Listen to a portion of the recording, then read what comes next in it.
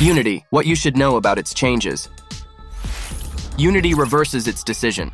Attention developers and gaming enthusiasts, remember the uproar caused by Unity just a few days ago with those new terms of use that shook the internet? Well, we have fresh news. Unity has listened to its community and made a major U-turn in its decision. Now let's get serious for a moment. Unity has not only backtracked but also issued formal apologies. That's right, Mark Whitten, the head behind Unity Create, took the virtual stage and, in a humble tone, acknowledged that maybe, just maybe, they rushed things a bit. When I say a bit, I mean they lit up the internet like an Olympic torch. But wait, there's more. For all lovers of the Unity personal version, good news. You won't have to spend a single penny for game installations. Nothing. If you were worried about that made with Unity screen, it's gone too. Poof. The icing on the cake? Now, if your game generates less than $1 million per year, you won't have to worry about that fee. Impressive, right? Unity is showing its commitment to the community in a big way.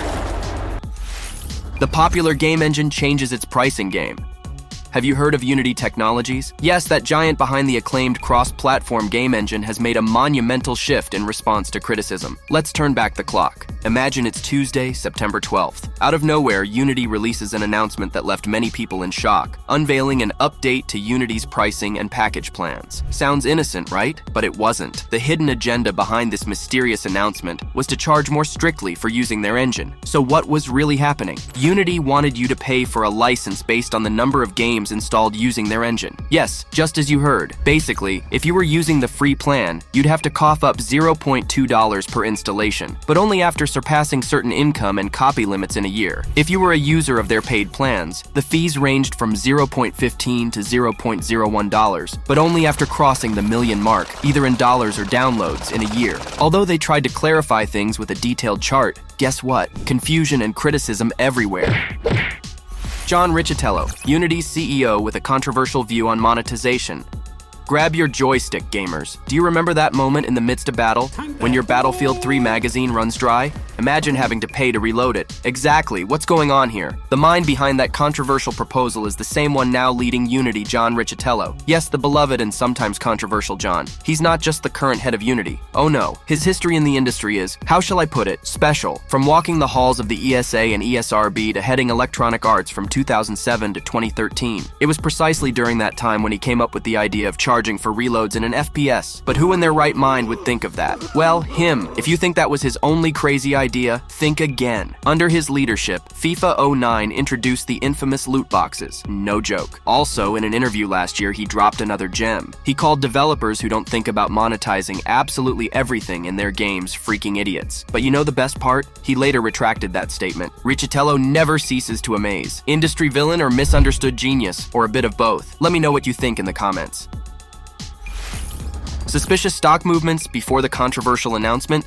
Get your favorite snacks ready because what I'm about to tell you has more twists than a suspense movie. According to recent reports, it seems that some people at Unity knew something we didn't before that controversial announcement. Yes, the drama is served. Let's get to the point. John Riccitiello, Unity's CEO himself, made a peculiar move. Just 1 week before everything blew up, he sold 2,000 shares. Coincidence? Maybe, but after that, the price of those shares dropped from $39 to $36. Now, if you thought that was it, think again. This very CEO, who, by the way, is one of the highest paid in the industry, sold a total of 50,610 shares this year. Fun fact, he didn't buy a single one. But techies, there's more. Tomer Bar-Zeev, the chief growth officer, and Shlomo Dovrat, a board member, also sold their shares before the announcement. Could they have known something? It's a challenging year for Unity, with massive layoffs and not a very promising economic outlook. However, it seems that while the ship faces storms, some have found a way to stay dry. What do you think? Strategic moves or mere coincidence? Unity maintains its installation fee, but with a twist. Hold on to your chair because if you thought Unity was going to abandon the idea of charging for installations, think twice. Although there have been adjustments, Unity is moving forward with its plan, but with a little special touch. Oh yes, here's the bombshell. The runtime fee, that sounds technical, will remain for Unity Pro and Unity Enterprise subscribers. But wait, there are two significant conditions with the famous million rule. Have you generated $1 million in gross revenue?